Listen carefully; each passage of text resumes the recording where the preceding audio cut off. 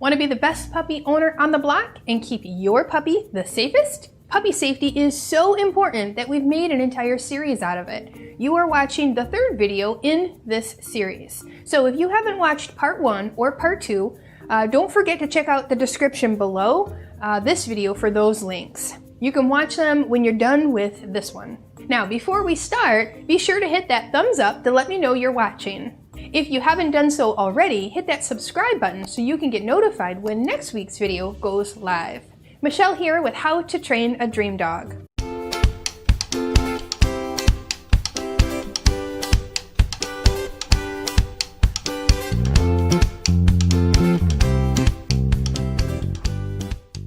Don't forget to check out my other social networks after you're done watching this video. You can grab the link to those in the description below. Okay, let's dive in. Now, it is pretty common for people to ask me, Michelle, what collar should I use with my puppy so I don't hurt their neck or so I don't choke them when they're pulling while we're out walking on a leash? So, the most important tool you can use is knowledge. Now, hear me out. Your puppy needs to learn to walk nicely on the leash, and they can't do so until they're taught this skill.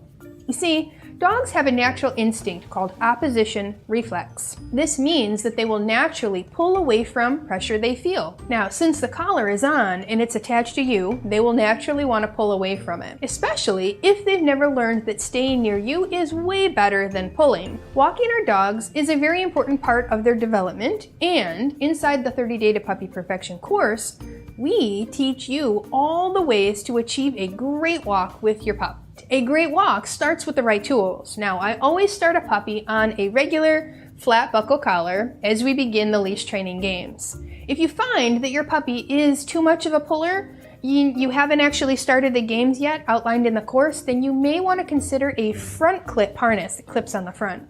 The clip needs to be on the front because this will not allow them to pull forward. Now, the problem is that if you have a really young pup that loves to pull, this would not be ideal because it would hurt their spine and their neck and their shoulder, and they would have problems as they developed. This means it's imperative that you begin teaching your puppy proper leash skills so they don't choke themselves while wearing a leash, and so they don't cause physical issues if they pull too much while wearing that front clip harness. Now, I don't love the harnesses that clip on the back because most puppies learn to pull right through them. You see, the pressure that they feel is distributed across their chest, making it easier for them to pull forward. This does not really teach them that they shouldn't stay at your side or that they should stop pulling. You see, every step you take in the direction your puppy is pulling reinforces pulling. Now, here is a pup that has learned that staying at my side is far better than pulling ahead. As a matter of fact, even if he gets ahead, he knows how to return to my side because he was taught this skill. Now, it didn't come naturally to him, but now that he knows how to do it, it has become his default behavior. You can learn this skill inside my online puppy training course. Now, while you're out on a walk with your pup is going to encounter a ton of different distractions. This means your puppy absolutely must learn the leave it command.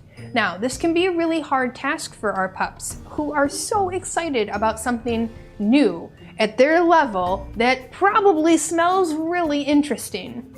It's important that we teach this skill so that at any time when we call it out, leave it, our pup responds and doesn't eat that enticing thing on the ground.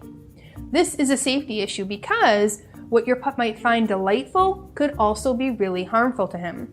Things like candy wrappers, dead animals, plastic, trash, all things that your puppy may want to put in their mouth. Now, since we can't just tell them to leave it, if they've never been taught what those words mean, we can't use this phrase as a command to keep them away from those dangerous things. Your pup has to first learn how to turn their head away from low-level distractions in a calm, quiet environment before we can turn up the dial and work in higher-level distracting environments or with higher-level distractions, such as when you're out on a walk.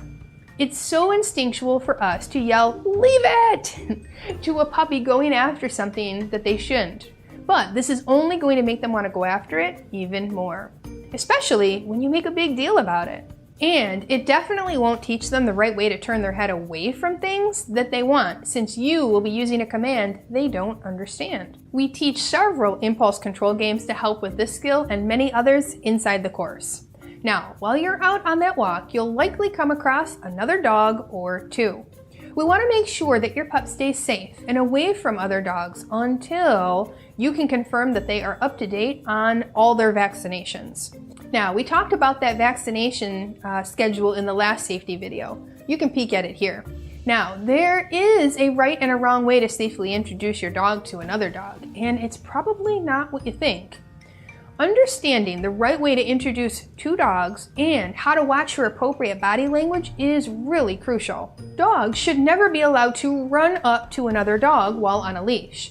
They should not be meeting other dogs when they are overly excited and lacking manners. This oftentimes leads to leash frustration as you attempt to hold them back. This leads to the escalated anxiety they feel and can turn into two dogs fighting in a matter of moments. Dogs should be calm and relaxed before meeting up and should not be allowed to race up to another dog and get all up in their face and pounce on them and jump on them and get all tangled up in the leashes. Each time you allow your dog to pull you towards another dog that they want to see, you're not only reinforcing the pulling, but teaching your dog that bad manners gets them what they want. You may see your dog or another dog wagging their tail. This does not always mean that dogs are happy to see each other. Tails wagging means arousal, and we can tell a lot about the state of mind of a dog by the location or the position their tail is in. A very high and very fast wagging tail would be a signal not to approach, and a low tucked tail would also indicate that a dog should not be approached. Tails should be mid-height and swaying slowly before I would even consider allowing the dogs to say hi to each other. Now, I often hear owners say, well, we just want to hurry up and get the introduction over with, and then the dogs can settle down and they'll be just fine. This is not a great training technique, and it may be fine until it isn't. I've had people tell me that their dogs seemed fine, so they let them sniff each other, and then out of the blue, there was a dog fight that broke out. And then when I ask them about their dog's body language or the other dog's body language, they can't tell me anything because they looked excited to see each other. That's what they tell me. Now, we do cover appropriate meet and greets in the course, and it involves exercising the dogs separately first, then doing some parallel walks while meeting on neutral ground afterwards. So please don't let your dog run up to anyone or any other dog before you've worked on their manners and their impulse control training. Now, let's talk about leaving your puppy at home. This can be a huge safety concern if you don't set things up the right way. You have a puppy, but you still have to live your life, right? Well, this means you're probably going to have to do errands and you want to go out to social events and maybe go out after work. Well, most puppies under a year are not ready to be left alone out of their crate. They should be in a crate when you leave your home.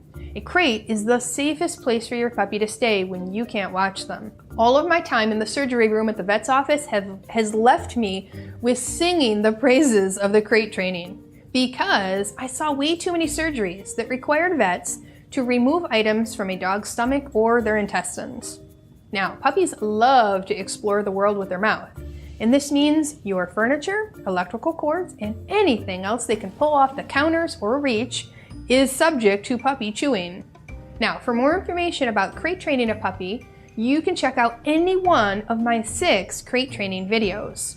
Now, even when you are home, you still have to keep an eye on your puppy because crazy things can happen. Alright, I just recently was told by one of my students that they took their eyes off their puppy, their 8-week-old puppy, for 1 split second, and it fell into the in-ground pool. It did survive, but it had the worst fear of water after that.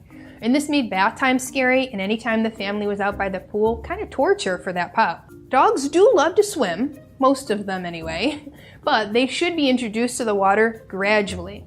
We typically start with a kiddie pool and just a little bit of water to get their paws wet. We never introduce water or pools by ripping the band-aid off or just plopping them in. When we work on desensitization training, we do so by making a one-to-one positive association with the scary thing. This means that the scary thing is presented and then a high-value treat is given, and the scary thing goes away and the treats stop. Now, for now, always keep your pup in a secured area in the backyard or on a leash, especially around bodies of water. If you're going to have swimming as part of your life, be sure to introduce it slowly with a lot of treats and a lot of reinforcement. We teach you how to introduce new things to your dog in our 30-Day to Puppy Perfection course, and how to overcome scary things. Now, on a side note, if you have a new puppy and you want to learn more about puppy training, such as potty training or crate training, and my top tips for being the best puppy owner possible, be sure to grab my free new puppy starter kit. The link is in the description below. And if you have a puppy that has some unwanted behaviors going on, like biting and jumping and barking, or any of the others, you may want to watch the free Better Puppy Behavior Workshop. I'll put the link to that in the description below. Now, before I share the last tip for this week's video, be sure to hit that subscribe button so you get notified when next week's video goes live. Now, this series of safety tips would not be complete if I didn't share the importance of a puppy first aid kit. We have a medicine and first aid available for our humans, right? So why not have a few of these items on hand for our pups? You just never know when an emergency will arise. Now, here are a few things I recommend that you keep in your house in the event of a puppy emergency. The American Kennel Club also suggests having these items in a box ready for use, and these are also the things I have in my own first aid kit. You're going to want to have gauze, non-stick band-aids, adhesive tape, cotton balls, hydrogen peroxide, antibiotic ointment, milk of magnesia, a thermometer, a pill organizer, scissors, tweezers, a tick remover, syringes, flashlight, a towel, a muzzle, a leash and collar, and traveling bowls. And for more items that aren't necessarily safety related, but that you might find useful as a new puppy owner, click here to watch this video. Alright, in the comments below, tell me which tip did you find most useful?